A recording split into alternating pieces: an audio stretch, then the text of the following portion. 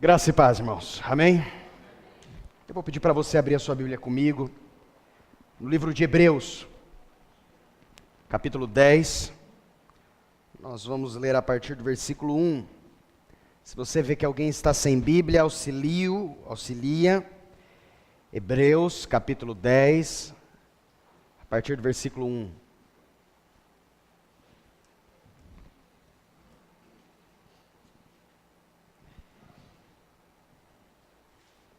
A palavra de Deus diz assim: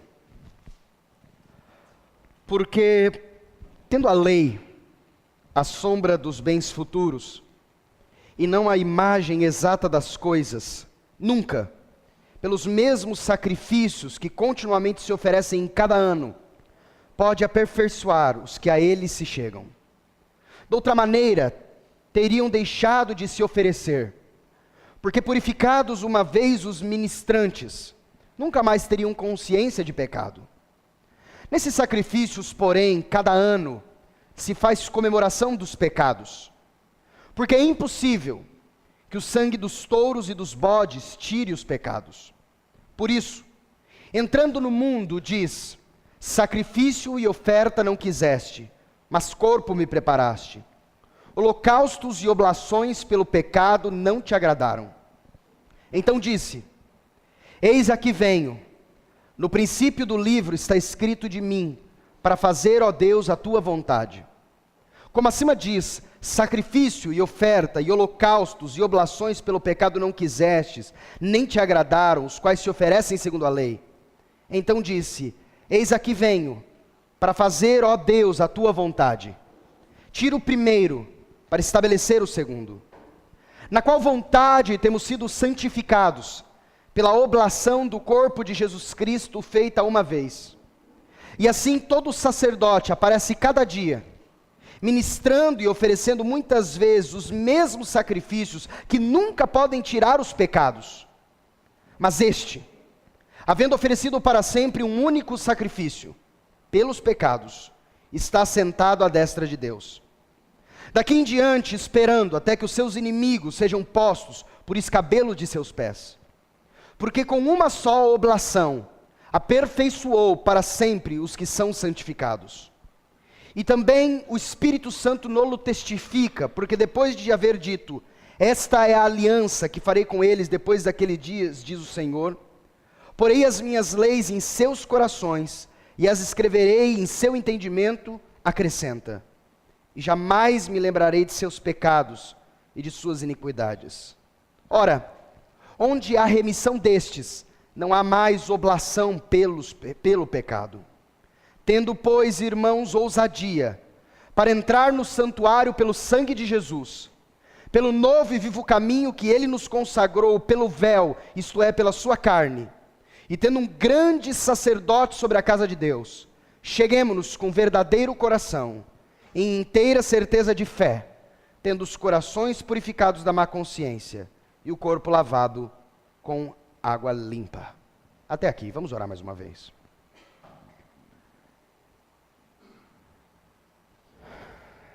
Pai, com temor e tremor, nós nos colocamos na Tua presença, pois nós estamos diante da Tua santa palavra, e essa palavra nós queremos que fale aos nossos corações muito além do que a letra.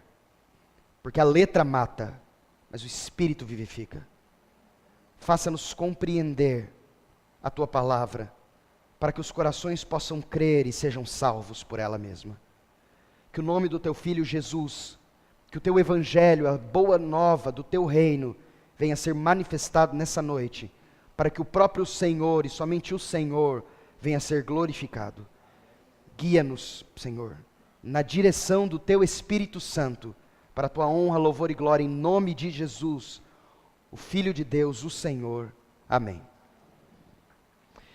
Bem, é verdade que o livro de Hebreus é um livro de uma leitura entre os livros do Novo Testamento, particularmente na minha percepção, uma das leituras mais difíceis de serem feitas. Até porque a leitura do livro de Hebreus predispõe que você tenha algum tipo de conhecimento sobre muitos outros pontos nas Escrituras. Mas existem mistérios, existem revelações, existem tesouros aqui nas letras do livro de Hebreus, o qual eu gostaria de compartilhar com os irmãos nessa noite. É verdade que os irmãos que estiveram nesse período da manhã, hoje, aqui na igreja, na Escola Bíblica Dominical, nós falamos um pouco sobre o sangue de Jesus, o qual vamos continuar na semana que vem, na Escola Bíblica Dominical, se Deus quiser. E tem um pouco relacionado com esse assunto que estamos trabalhando na Escola Bíblica e que iniciamos nessa série de estudos. Mas o Senhor colocou no meu coração para nós avançarmos um pouco e apresentarmos esse assunto um pouco sintetizado para os irmãos que estão aqui nessa noite também. Se eu pudesse dar um título à mensagem dessa noite, o título que eu daria seria Como sermos livres da condenação do pecado na nossa consciência. Como sermos livres da condenação do pecado na nossa consciência. Porque é verdade que é a consciência de pecados que nos leva a afastarmos dos caminhos do Senhor. É verdade também que é a consciência de pecados que nos leva a aproximar-nos dos caminhos do Senhor. A consciência de pecados cometidos por nós pode nos levar a aproximarmos dos caminhos do Senhor, quando tivermos a compreensão de que é por esses pecados que em nós precisamos de um Salvador, mas também a compreensão de pecados pode nos levar a um senso de peso, e esse senso de peso, um senso de desistência e de abandono dos caminhos do Senhor. Mas a palavra que eu vou trazer hoje para você é que é verdade, que é necessário o senso de pecados, ou o senso de que eu e você somos pecadores, para que nós nos acheguemos ao Senhor. Mas depois que nos achegamos ao Senhor, o senso de pecados pode nos afastar dos seus caminhos também. O Espírito Santo de Deus, Jesus Cristo disse, nos convenceria do pecado, de que somos pecadores.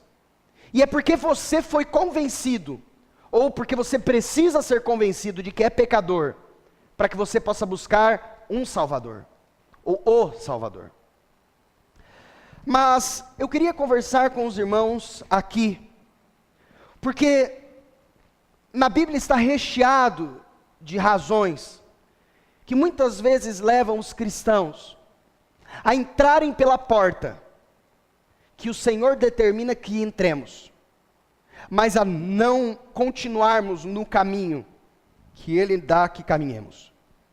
Muitas vezes entramos pela porta, mas vamos por outros caminhos, caminhos esses que não são os caminhos que o Senhor determinou. O Senhor Jesus Cristo disse que a porta é estreita e o caminho é apertado. Ou seja, existe uma porta, mas não existe apenas a porta e você abre a porta e acabou aí. Existe a porta e agora existem também o caminho. E esse caminho é o que eu gostaria de conversar com você também nessa noite.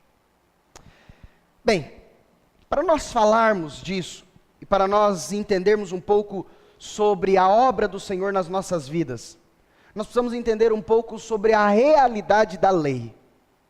Quando nós olhamos aqui no capítulo 10, versículo 1 aí de Hebreus, diz assim: porque tendo a lei a sombra dos bens futuros, e não a imagem exata das coisas, nunca, pelos mesmos sacrifícios que continuamente se oferecem, cada ano, pode aperfeiçoar os que a eles se chegam. O que ele está falando aqui? Se nós olharmos no Velho Testamento, todos os anos, se você caminhar ali no livro de Levíticos, na sua Bíblia, você vai ver que existiriam diversos tipos de sacrifícios para perdão dos pecados. Como funcionava isso? Quando a sua consciência lhe condenava que você desobedeceu uma ordem do Senhor, portanto que você pecou, você agora, para satisfazer a sua consciência, você precisava oferecer um sacrifício a Deus. Então você tomava um cordeiro, ou você tomava algum outro tipo de sacrifício que ali era feito, mas a regra era o cordeiro. Você levava perante o tabernáculo do Senhor, o sacerdote vinha, você junto com o sacerdote, e o sacerdote agora vinha, você colocava suas mãos na cabeça do cordeiro, e o cordeiro era degolado em um altar que existia ali no santuário. Como se a morte que você deveria pagar, o cordeiro pagou em seu lugar. Mas qual é o grande problema disso? Que daqui a pouco era necessário levar outro cordeiro, e outro cordeiro, e outro cordeiro. Por quê? Porque daqui a pouco a minha consciência me condenava de novo, e eu precisava de um cordeiro para satisfazer o peso da minha consciência. Em outro momento, eu precisava de outro cordeiro para satisfazer o peso de outro pecado na minha consciência. Em outro momento, eu precisava de outro cordeiro para satisfazer o peso de outro pecado na minha consciência. E a lei, portanto, não trazia verdadeiramente uma purificação. O sangue derramado dos cordeiros não traziam realmente uma plena limpeza de consciência, a fim de que eu pudesse perpetuamente sentir paz diante de Deus. Aliás, a Bíblia vai dizer que existia também um dia no ano, que era chamado Festa Anual da Expiação, ou Dia da Expiação. Falamos um pouco sobre ela na Escola Bíblica Dominical hoje de manhã. Esse Dia da Expiação era um dia em que era um feriado nacional em todo Israel. O povo não poderia trabalhar nesse dia. O povo ficaria do lado de fora do tabernáculo. O sumo sacerdote faria um sacrifício por si, primeiramente. E depois o sumo sacerdote entraria sozinho no templo do Senhor, no Santo dos Santos, e lá faria um sacrifício em favor de todo o povo, num relacionamento entre Deus e o sumo sacerdote em favor de todo o povo. Mas qual era o grande problema deste sacrifício? No ano seguinte era necessário fazê-lo novamente. E no outro ano era necessário fazê-lo novamente. E no outro ano, e no outro, e no outro, e no outro, porque a lei não trazia a realidade de um aperfeiçoamento. Trazia algo provisório, mas não trazia algo perpétuo. E por isso a Bíblia vai dizer que a lei, tendo a lei a sombra de bens, dos bens futuros, e não a imagem exata das coisas, nunca, pelos mesmos sacrifícios que continuamente se oferecem cada ano, pode aperfeiçoar os que a ele se chegam. Sacrifícios a Deus não trazem aperfeiçoamento na vida daquele que o oferece. Preste atenção nisso. Sacrifícios a Deus não trazem aperfeiçoamento, maturidade. Essa palavra aperfeiçoamento é a palavra grega teleios, o qual significa maturidade espiritual. Nós temos a palavra grega ruios, que são filhos imaturos. Nós temos a palavra grega teleios, que são filhos maduros. Aqui essa palavra aperfeiçoar é a palavra grega teleios, ou seja, sacrifícios e sacrifícios, independentemente de sua quantidade, não pode nos levar a sermos maduros diante de Deus por eles mesmos. Se queremos ser maduros espiritualmente, precisamos de outro caminho, a fim de podermos nos achegar a Deus e termos relacionamento real com Ele. Mas quando nós olhamos aqui a respeito da lei, vamos falar um pouquinho sobre a lei. Aliás, aí mesmo em Hebreus, abra no capítulo 7, versículo 19. Hebreus capítulo 7, versículo 19. Diz assim: pois a lei nenhuma coisa aperfeiçoou, nenhuma. E desta sorte é introduzida uma melhor esperança pela qual chegamos a Deus. Então o Senhor começa a anunciar que existiu uma lei, mas essa lei não trouxe maturidade espiritual. Essa lei, se nós caminharmos por ela, ela não nos leva a chegarmos a Deus. Mas ele diz aqui, a lei nenhuma coisa aperfeiçoou, e dessa sorte é introduzido, fora da lei, uma melhor esperança pela qual chegamos a Deus. O Senhor agora diz que Ele vai levar a algo melhor, porque a lei, sacrifícios, jugo, peso, isso não vai nos levar a Deus. Nós vemos hoje muitas pessoas, ainda que não fazendo sacrifícios de animais, mas fazendo muitos sacrifícios para ver se conseguem alcançar a Deus por esses sacrifícios. Podem ser sacrifícios no sentido de vou fazer isso ou vou fazer aquilo. Podem ser sacrifícios corporais, vou andar tantos quilômetros de joelho. Podem ser sacrifícios de abstinência, eu vou me abster disso e disso e disso para que eu consiga chegar-me a Deus. Eu vou até mesmo parar de fazer isso ou parar de fazer aquilo para que eu possa me achegar a Deus. Mas sacrifícios não nos aperfeiçoam diante de Deus. O Senhor tem outro caminho para nos achegar a Ele. E este caminho não é o caminho do sacrifício ou dos sacrifícios. Por que Deus instituiu a lei? O que é a lei?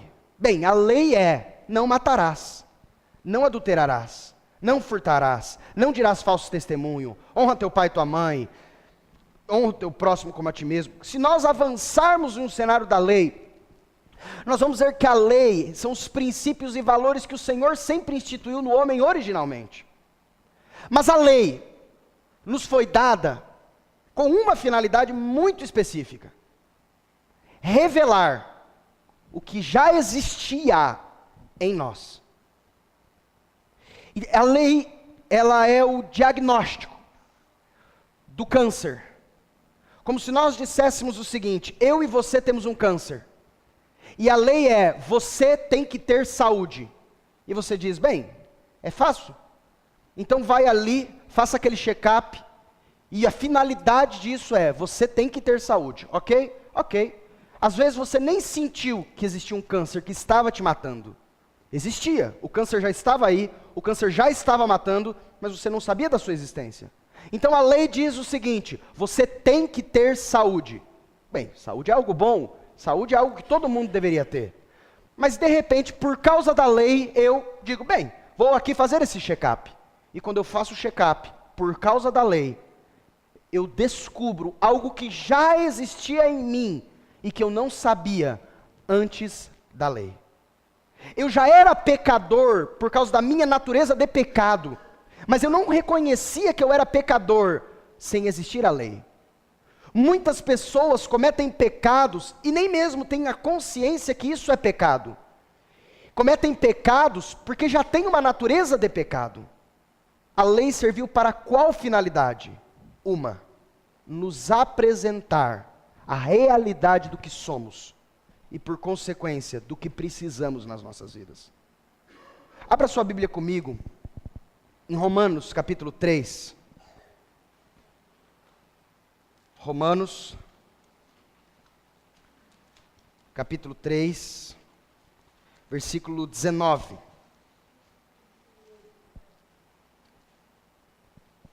Olha o que diz aí.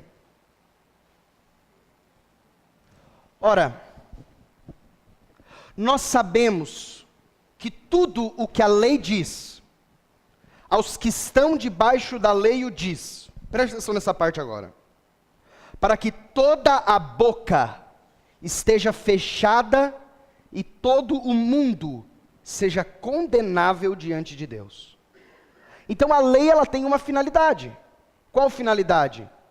Nos mostrar o que somos e nos mostrar que todos nós estamos morrendo. Por quê? O que nos está levando à morte? O pecado. Mas nós não sabíamos que éramos pecadores até o momento. Eu não sabia que eu era adúltero até o momento em que uma lei chegou para mim e disse: não adulterarás. E quando essa lei veio a mim dizendo: não adulterarás, eu falei: bem, eu já era adúltero, mas eu não sabia que eu era adúltero porque não existia não adulterarás. Mas agora que veio uma lei dizendo: não adulterarás, não matarás, não dirás falso testemunho, eu agora reconheci algo em mim, que já estava em mim, mas que a mim era desconhecido. Abra aí em Romanos capítulo 5, versículo 20. A parte A diz assim: veio, porém, a lei para que a ofensa abundasse. A lei veio para mostrar como eu estou degenerando-me, como eu estou em degradação, como eu estou em contínua vida de destruição interna. Veio a lei para que a ofensa abundasse. Porque eu não sabia o que eu era, mas de repente, quando o povo achava que ele era muito bom. O povo não sabia o que havia em seus corações. Então Deus chama o povo e diz o seguinte: eu vou fazer uma proposta a vocês. Essa se chama proposta da velha aliança. A proposta é o seguinte: eu vou abençoá-los. Eu vou derramar as minhas bênçãos abundantemente sobre a vida de vocês. E em consequência, vocês apenas terão que cumprir a minha palavra, o qual é boa para vocês. Então ele lhe dá ali em Êxodo capítulo 20, os 10 mandamentos. E os 10 mandamentos não traz absolutamente nenhum prejuízo para ninguém. Os 5 primeiros mandamentos têm relacionado ao amor a Deus. E os 5 últimos mandamentos têm relacionado ao amor ao próximo.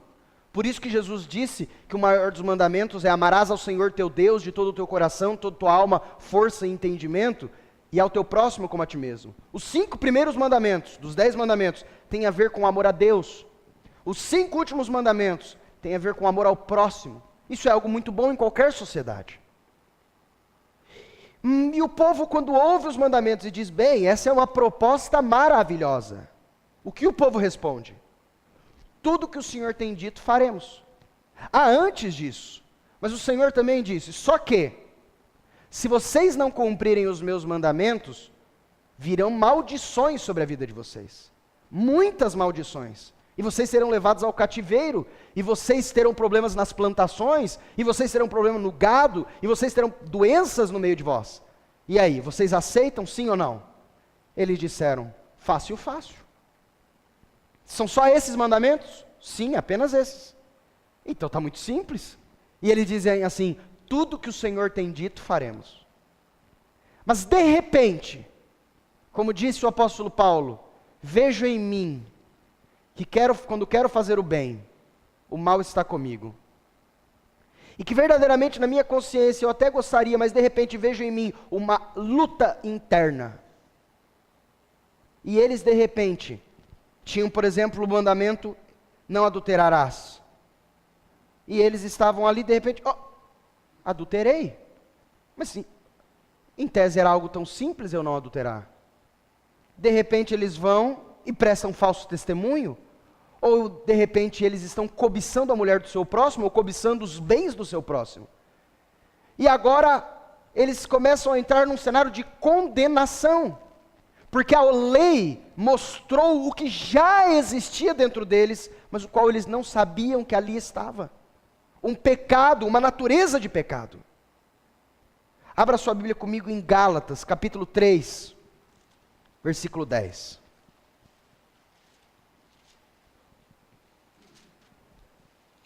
Gálatas 3:10.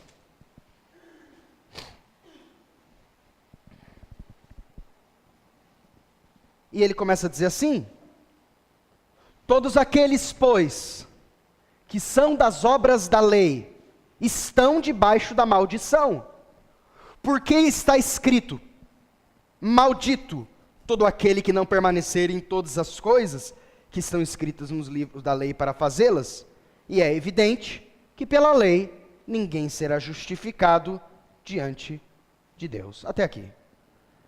Ele diz: todo aquele que quer viver pela lei está debaixo de maldição. Por quê?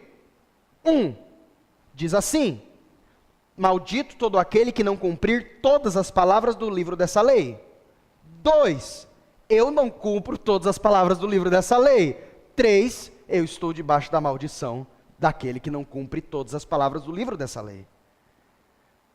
Tiago, um dos servos do Senhor Jesus Cristo, ele disse assim em sua carta: aquele que disse não matarás, também disse não adulterarás. Portanto, se você não mata, mas adultera, também és transgressor da lei. Então, entra naquele cenário do apóstolo Paulo: miserável homem que sou, quem me livrará do jugo desta condenação? Mas qual foi a finalidade da lei? Eu disse aos irmãos: revelar aquilo que nós somos, para que, revelando o que nós somos, possamos ter o caminho apontado do que precisamos. Porque se não entendermos o que somos, não vamos para aquilo que precisamos. Abra sua Bíblia comigo em Romanos, capítulo 10, versículo 4. Romanos 10, 4. Diz assim: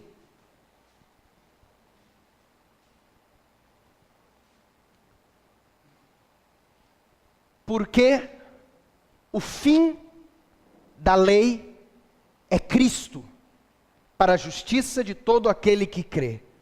O fim aqui, no contexto, está no fim, no sentido da palavra finalidade. Então ele disse, porque a finalidade da lei é Cristo. Como assim? Por que a finalidade da lei é Cristo? Abra comigo em Gálatas, capítulo 3, versículo 24. Gálatas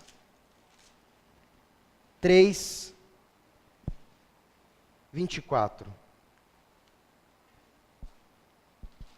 Diz assim. Vamos pegar ali desde o 21. Gálatas 3, 21. Logo, a lei é contra as promessas de Deus, porque o Senhor disse, se vocês guardarem a lei, vocês serão abençoados. Mas eu não consigo guardar a lei, então eu não consigo ser abençoado. Então a lei é contra as promessas de Deus, e ele diz, de nenhuma sorte. Porque se fosse dada uma lei que pudesse vivificar, a justiça, na verdade, teria sido pela lei. Mas a Escritura encerrou tudo debaixo do pecado, para que a promessa pela fé em Jesus Cristo fosse dada aos crentes. Mas antes que a fé viesse, estávamos guardados debaixo da lei, e encerrados para aquela fé que se havia de manifestar. Presta atenção no versículo 24 e 25. De maneira que a lei nos serviu de tutor para nos conduzir a quem? A Cristo, para que pela fé fôssemos justificados. Mas depois que veio a fé, já não estamos debaixo do tutor. Nós, quando lemos lá aquele versículo de Hebreus 10, 1, disse assim, não precisa abrir, tendo a lei a sombra dos bens futuros, e não a imagem exata das coisas. A lei não era a realidade final, mas a lei dada por Deus, os sacrifícios dados por Deus, todos os sacrifícios que Deus requereu, tinham apenas a finalidade de apontar para uma realidade maior. Todos os sacrifícios que Deus requereu, tinham a finalidade de apontar para um sacrifício maior. Mas nós hoje precisamos entender isso, para não tentarmos viver o Velho Testamento, a velha aliança, nos dias atuais.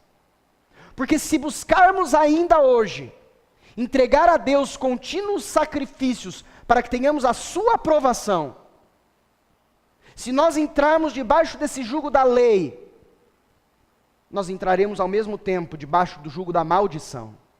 Por quê? Porque maldito aquele que não cumprir todas as palavras desta lei. Você consegue cumprir todas as palavras dessa lei? Romanos 3:23, todos pecaram, todos não cumpriram, e destituídos estão da glória de Deus. Mas agora, nos é apresentado pela lei, e com o testemunho da lei, aquilo para a qual a lei veio, Jesus de Nazaré, o Cordeiro de Deus que tira o pecado do mundo. A lei teve a finalidade de me mostrar pecador, de te mostrar pecador, para que agora pudéssemos entender a necessidade de um Salvador. E entendendo a necessidade de um Salvador, pudéssemos agora dizer a Ele, Deus meu e Rei meu, como disse Tomé ao Senhor Jesus. Pudéssemos agora correr para Ele, quando entendêssemos a realidade do que somos. Ele é quem tem a cura deste câncer. E eu nunca corri para Ele, porque eu não reconhecia que eu tinha câncer. Mas agora que eu reconheço essa doença em mim, e eu sei que Ele tem a cura, faz todo sentido eu ir até Ele, buscando a cura para isso que já existia em mim, mas que só agora me foi revelado. Volte lá em Hebreus capítulo 10, versículo 2 em diante. Diz assim: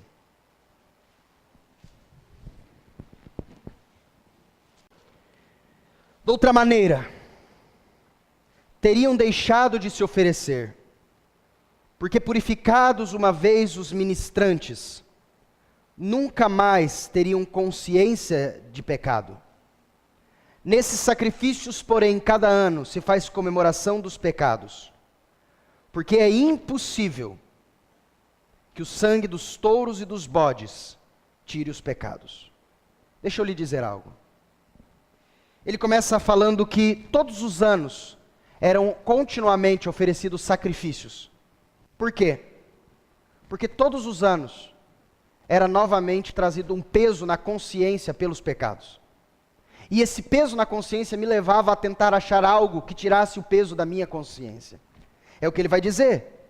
Teriam deixado de se oferecer, porque purificados uma vez, se em tese fosse um sacrifício suficiente, nunca mais teriam consciência de pecado.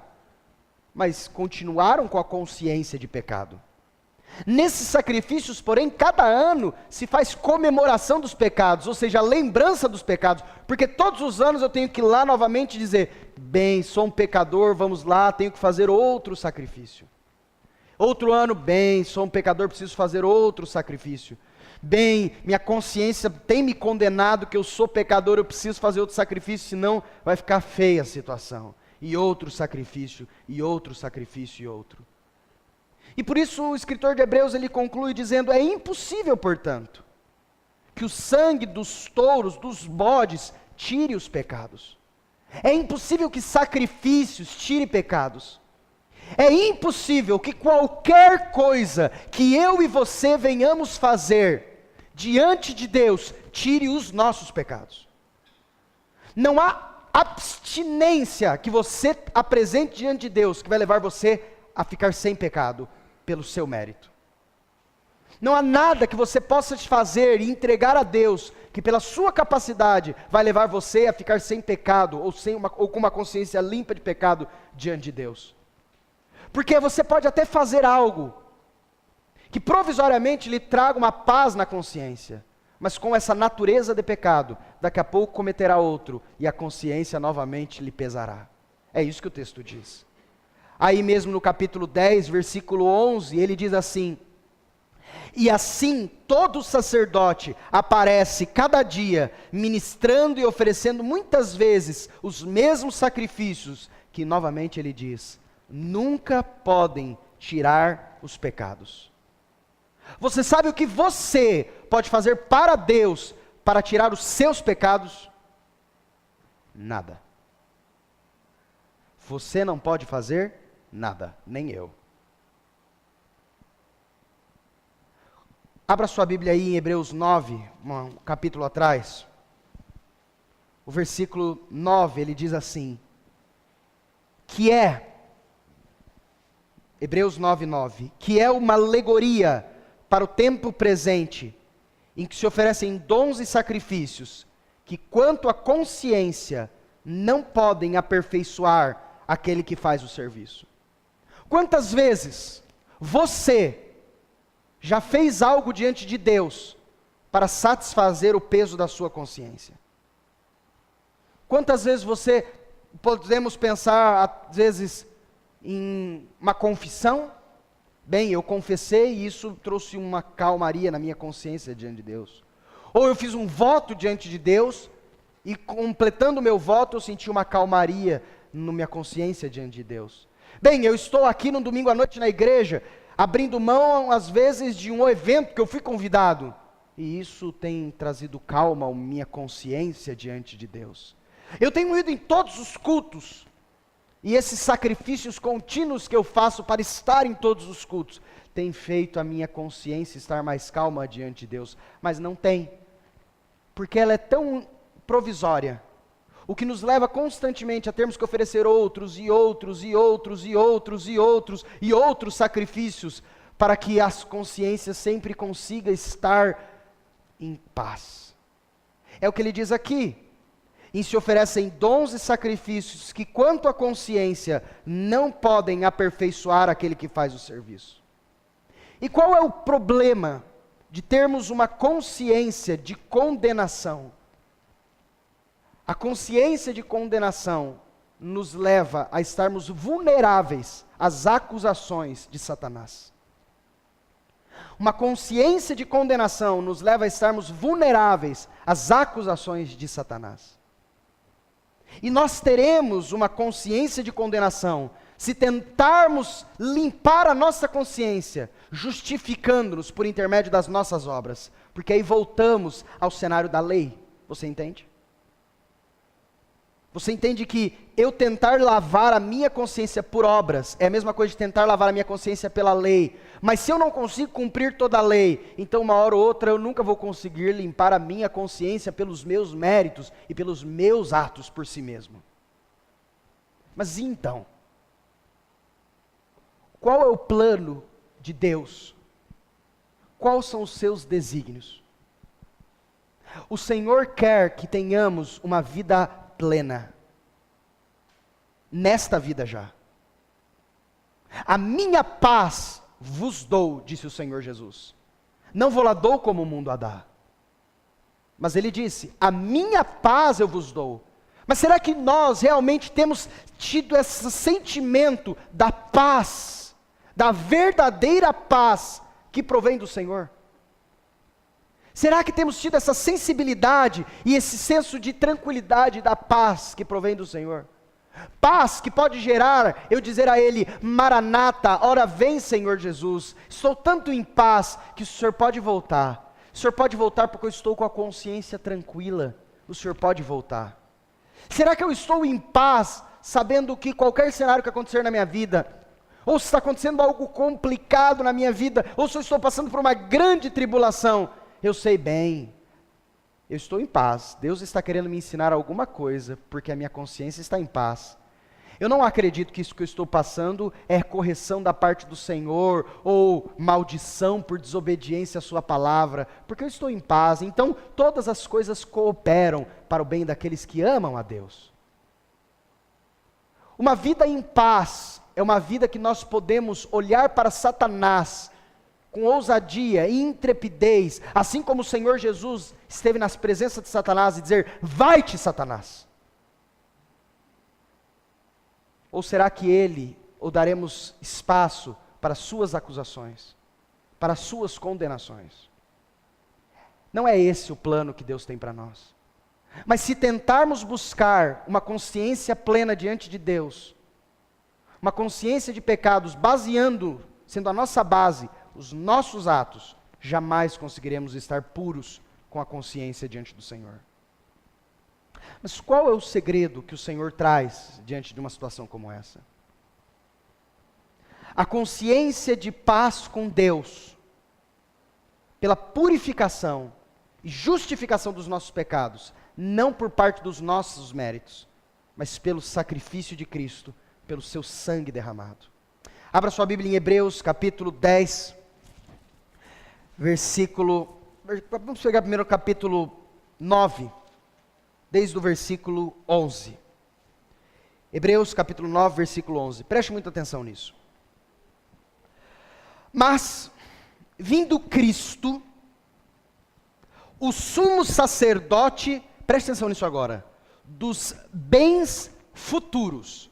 Vamos fazer apenas um paralelo.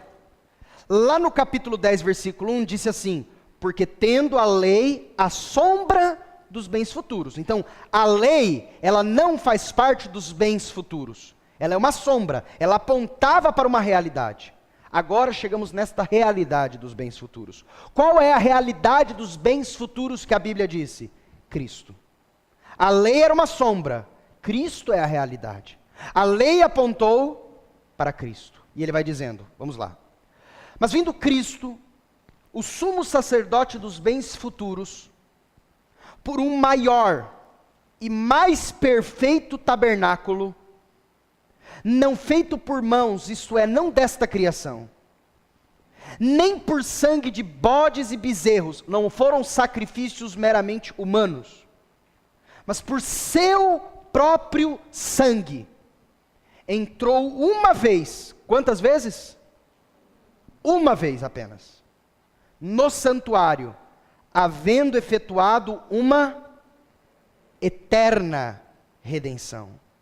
Porque se o sangue dos touros e bodes, e a cinza de uma novilha aspergida sobre os imundos, os santifica quanto à purificação da carne, quanto mais o sangue de Cristo, que pelo Espírito eterno se ofereceu a si mesmo, imaculado a Deus, purificará as vossas consciências das obras mortas, para servirdes ao Deus vivo? E por isso, é mediador de um novo testamento, para que intervindo a morte, para a remissão das transgressões que havia debaixo do primeiro testamento, os chamados recebam a promessa da herança eterna. Preste atenção.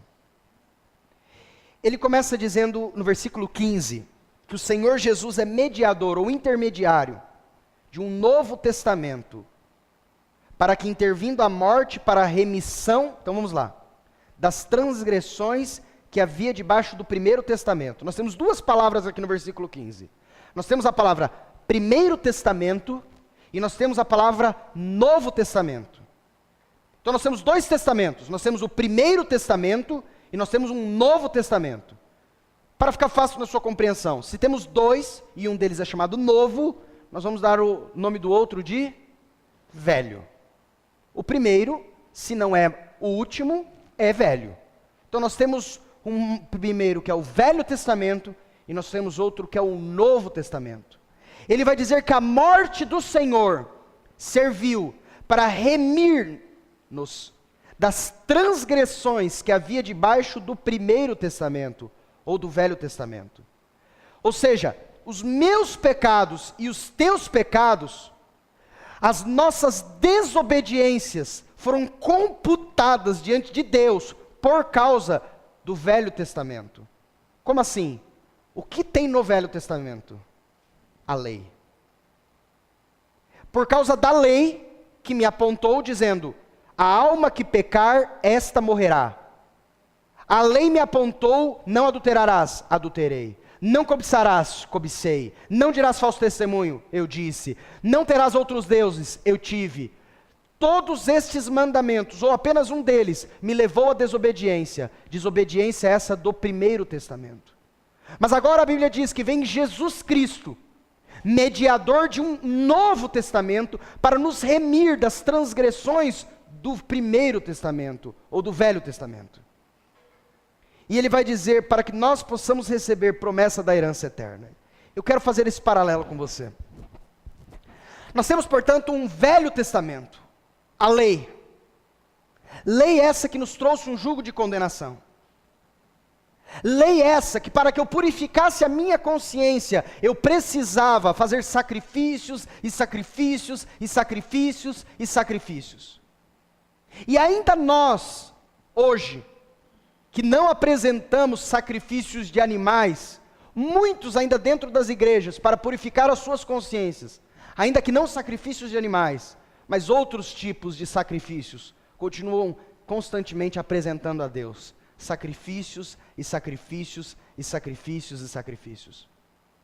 Esses sacrifícios não trazem uma purificação da consciência, por isso que eles são constantemente apresentados. Porque o sangue de touros e bodes, o sangue da lei, o cumprimento da lei não purifica. Mas agora Deus está nos apresentando algo que aos seus olhos é suficiente para me dar segurança de que é suficiente para Ele. Sabe por que eu e você apresentamos mais de um sacrifício muitas vezes? Porque entendemos que aquele sacrifício que apresentamos era suficiente para aquele pecado. Agora tem outro pecado, precisa de outro sacrifício. Agora tem outro pecado, precisa de outro sacrifício. Agora tem outro pecado, precisa de outro sacrifício. Outro pecado, outro sacrifício. Um pecado para cada sacrifício, um cordeiro para cada sacrifício. Mas agora, Deus nos apresenta algo que para Ele é suficiente, uma vez sendo apresentado, uma vez que eu e você podemos dizer, eu creio nisso. Essa é a minha base. E isso vai nos levar a um divisor de águas, se você crê ou não na suficiência do que o Senhor vai lhe falar. Suficiência essa, que está aqui no versículo 12, que diz assim: nem por sangue de bodes e bezerros, mas pelo seu próprio sangue, falando a respeito de Jesus, entrou uma vez no santuário, havendo efetuado uma eterna redenção. E o versículo 14, quanto mais o sangue de Cristo. O que é suficiente aos olhos do Senhor? O que é? O sangue de Jesus Cristo é suficiente para que nós possamos com ousadia estarmos na sua presença. Não estamos e não podemos nos achegar na presença do Senhor com ousadia pelo nosso mérito. Não podemos ter a consciência limpa com base na nossa justiça. Mas se você entender a validade que o sangue de Jesus Cristo teve para o Pai, você vai dizer, aleluia.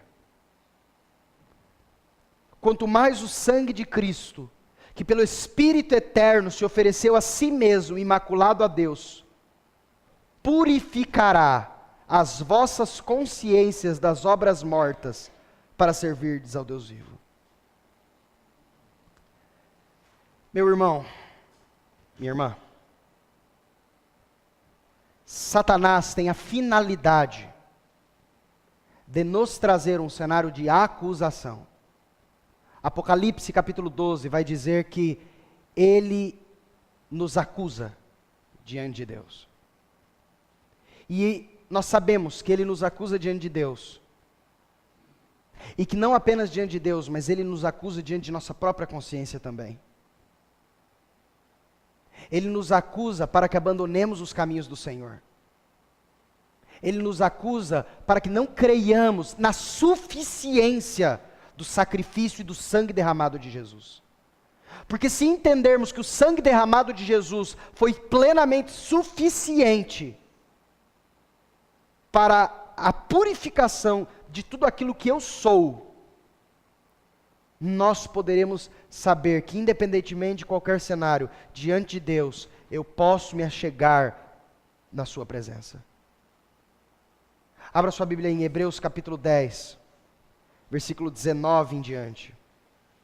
Hebreus 10, 19 em diante. Diz assim: tendo, pois, irmãos, ousadia para entrar no santuário, pelo sangue de Jesus, pelo novo e vivo caminho que Ele nos consagrou, pelo véu, isto é, pela sua carne, e tendo um grande sacerdote sobre a casa de Deus, cheguemo-nos com verdadeiro coração, em inteira certeza de fé, tendo os corações purificados da má consciência e o corpo lavado com água limpa.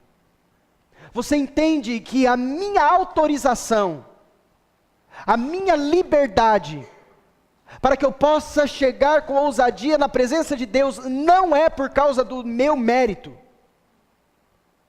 não é por causa do meu sacrifício, não é por causa da minha capacidade, não é por causa de nada disso. Nós já chegamos na presença do Senhor por causa do sangue de Jesus. Tendo, pois, irmãos, ousadia para entrar no santuário pelo sangue de Jesus. É o sangue de Jesus que nos dá a ousadia para entrar no santuário, por sabermos que o sangue de Jesus é suficiente para Deus, para a purificação de todos os pecados. E quando nós entendemos que o sangue dele é suficiente para a purificação de todos os pecados, quantos mais sacrifícios são necessários?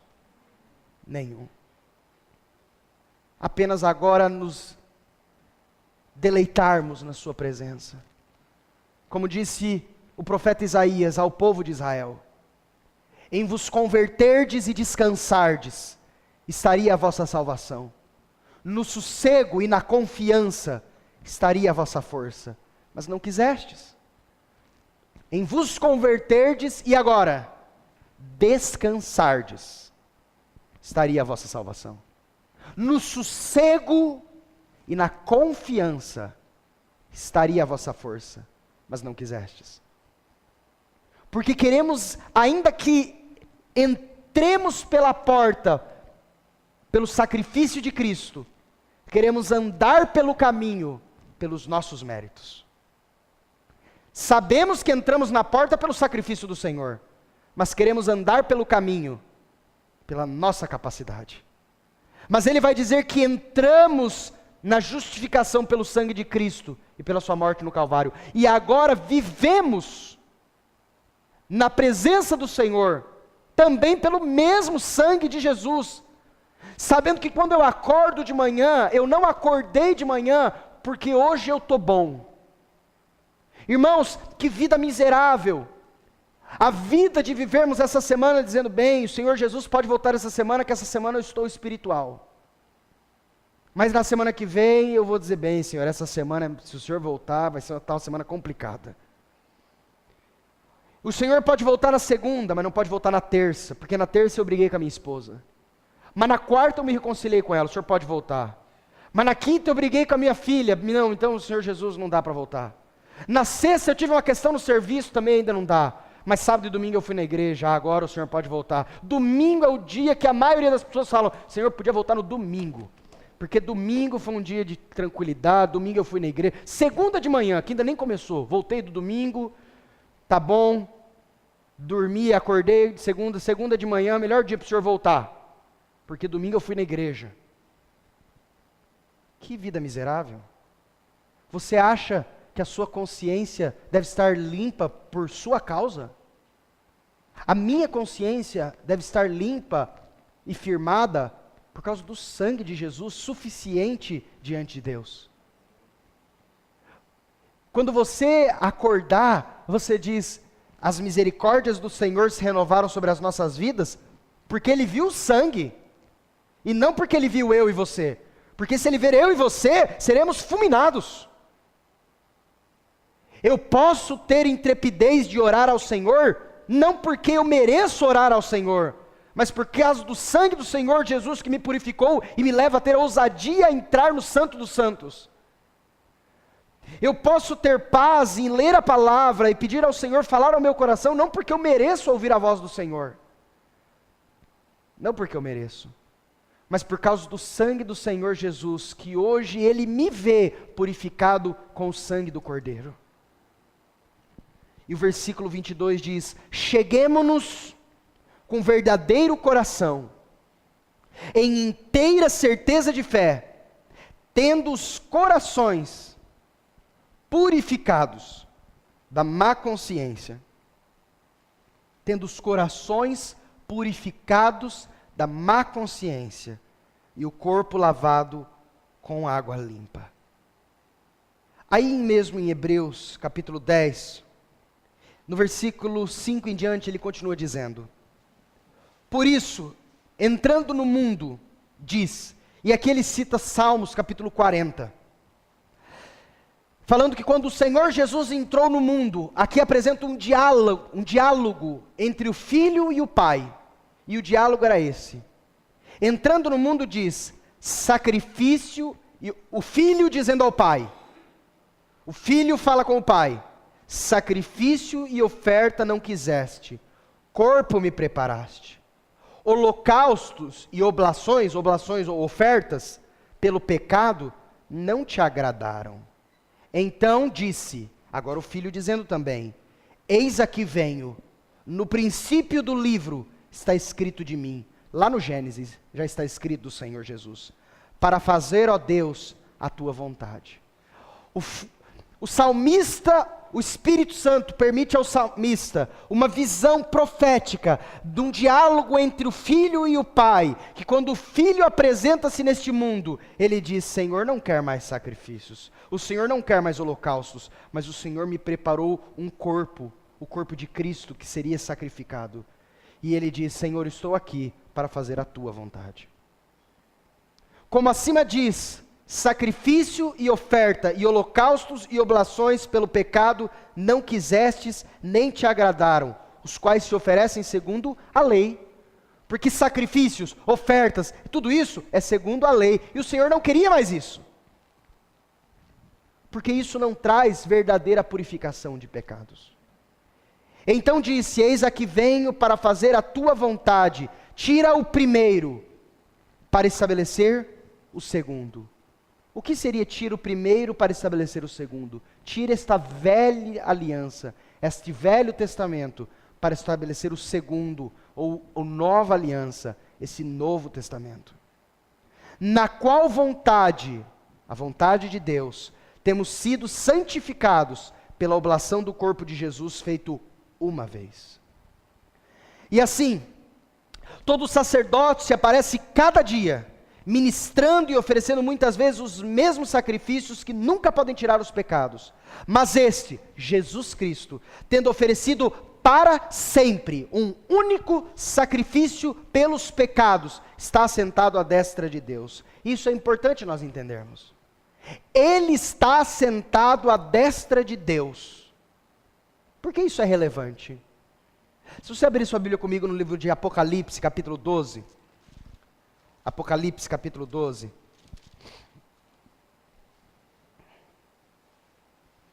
Versículo 10. Apocalipse 12, 10 diz assim: e ouvi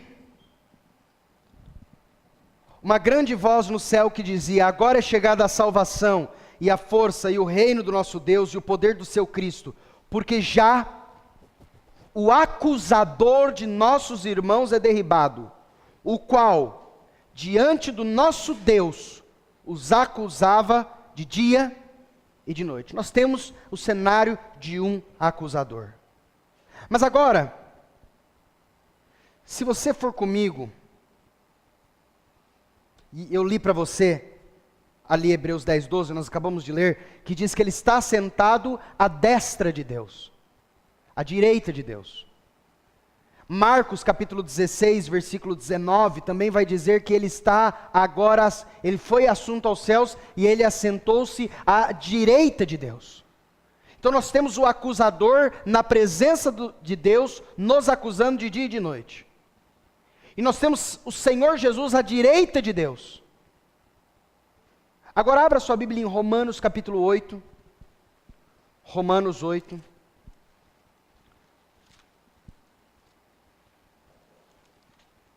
Versículo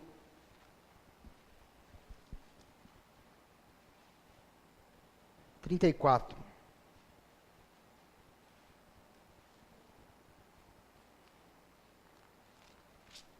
Que diz assim: quem é que condena? Ou quem os condenará? Quem nos condenará? Satanás está lá acusando. Mas quem é que condena?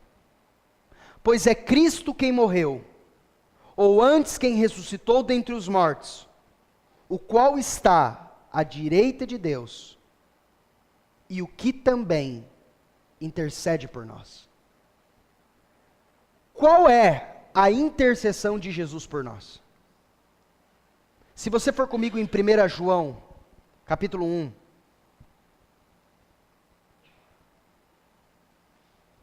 1 João, capítulo 1, versículo 7. Ele vai dizer, 1 João 1, 7. Mas se andarmos na luz como Ele na luz está, temos comunhão uns com os outros, e o sangue de Jesus Cristo, seu Filho, nos purifica de todo pecado. Também no versículo 9, se confessarmos os nossos pecados, Ele é fiel e justo para nos perdoar os pecados e nos purificar de toda injustiça. E no capítulo 2, versículo 1 diz assim: meus filhinhos, essas coisas vos escrevo para que não pequeis. Se alguém pecar, temos um advogado para com o Pai, Jesus Cristo justo. Ele é a propiciação pelos nossos pecados, porque seu sangue foi derramado. E não somente pelos nossos, mas também pelos de todo o mundo. Enquanto o diabo está na presença do Senhor, nos acusando de dia e de noite, Nós temos um intercessor que está à direita de Deus, e para aquele que crê, este intercessor advoga. E qual é o argumento da sua advocacia? O argumento da sua advocacia é: o sangue já foi derramado. Por isso, quem intentará, a Bíblia vai dizer, acusação contra os escolhidos de Deus? Mas ele vai dizer: quem os condenará? Pois é Cristo quem morreu, ou antes quem ressuscitou dentre os mortos, o qual está à direita de Deus e intercede por nós. E não podemos, por causa disso, ter a consciência tranquila diante de Deus, sabendo que a nossa consciência dele está firmada não por causa de você, não por causa de mim, mas a nossa consciência está firmada em um sacrifício eterno, um sangue derramado, que foi derramado uma vez, e para o Senhor o Pai, é pleno apto para a eterna redenção. Não é por causa de nós, irmãos. Não existe mais necessidade de sacrifício, mas podemos ter ousadia para entrar no santuário com o coração sem má consciência. Abra sua Bíblia em Hebreus capítulo 4, versículo 14. Em diante, o qual diz assim, Hebreus 4,14. Visto que temos um grande sumo sacerdote, Jesus, Filho de Deus, que penetrou nos céus, retenhamos, preste atenção nisso, firmemente a nossa confissão. Porque não temos um sumo sacerdote que não possa compadecer das nossas fraquezas, porém um, que como nós em tudo foi tentado, mas sem pecado. Cheguemos, pois, com confiança ao trono da graça, para que possamos alcançar misericórdia e achar graça, a fim de sermos ajudados em tempo oportuno. Você não apresente-se ao trono de Deus fiado na sua justiça, mas sim fiado no sacrifício e no sangue derramado deste sumo sacerdote, o qual não levou um sacrifício de terceiro, mas sacrificou-se a si mesmo, uma única vez, em eterna redenção. Retenhamos firmemente a nossa confissão, porque Satanás vai buscar tirar-nos deste caminho. Ao invés de estarmos firmes, Satanás, eu não estou na presença do Senhor por causa que eu mereço estar.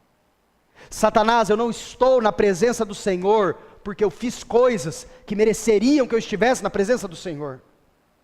E Satanás, eu não me mantenho na presença do Senhor porque eu mereço me manter na presença do Senhor. Mas eu me mantenho, e eu sempre estarei na presença do Senhor, exclusivamente pelo sacrifício feito por Jesus Cristo. Não porque eu mereço. Se você quiser me acusar, você pode, e vai ter toda a razão. Você pode me acusar, e me acusar, e me acusar, mas eu não estou na presença do Senhor, e eu não o busco, e a minha confissão, e o meu acesso ao trono da graça, não é por causa do meu mérito, por causa do sacrifício que eu ofereci, mas é por causa do sacrifício que já foi feito por Jesus na cruz do Calvário. E nisso eu posso sentir paz no coração, e ter uma consciência diante de Deus que diga, aleluia, porque se não depende de mim, fechou. Porque o problema era eu. O problema nunca foi o Senhor, o problema sempre foi eu. Agora, se o Senhor diz que a presença, que eu estar na tua presença não depende de mim, depende só do que o Senhor faz, e o Senhor é perfeito, então, Maranata, pode vir já então. Ora vem, Senhor Jesus. Ora vem, Senhor Jesus. Que eu e você retenhamos firmemente a nossa confissão, e que com ousadia entremos no santuário, por esse novo e vivo caminho, e que com ousadia possamos ingressar no trono da graça. Que ousadia, mas não é ousadia em nós, mas é a ousadia nele. Como disse a música que cantamos hoje, tua graça me basta. Tua graça me basta. Quando estou fraco, sou forte, tua graça me basta. A minha graça te basta, disse o Senhor. Porque isso é graça. Isso é um favor imerecido. Esse é o Evangelho. Amém? Vamos nos colocar em pé.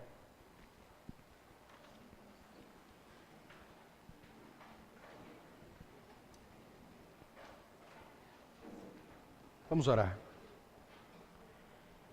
Senhor, Tu és a nossa salvação, a nossa redenção, e nós podemos orar a Ti, não olhando para nós, não olhando se merecemos orar a Ti, não olhando se merecemos chegar na Tua presença, porque é verdade. Por mais justo que fôssemos aos olhos uns dos outros, mesmo assim, pelos nossos méritos, não mereceríamos. Mas nós nos achegamos no trono da graça, nesse santuário, fiados, fundados no sacrifício do Teu Filho Jesus. Pois sabemos que o Senhor nos olha e enxerga o sangue de Jesus derramado sobre nós.